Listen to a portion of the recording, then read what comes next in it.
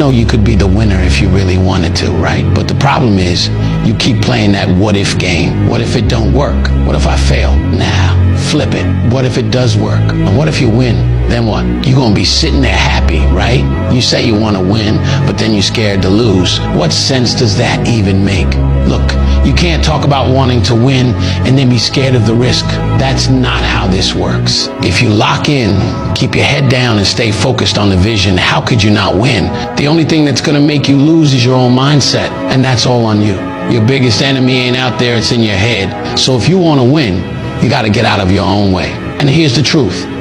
Every time you doubt yourself, you're slowing down your own progress. You either believe in yourself or you don't. There's no in between. If you keep second guessing everything, you're already losing. But when you stop playing scared and start moving like you're built for this, you'll see everything change. So stop thinking about what could go wrong and start focusing on what's gonna go right.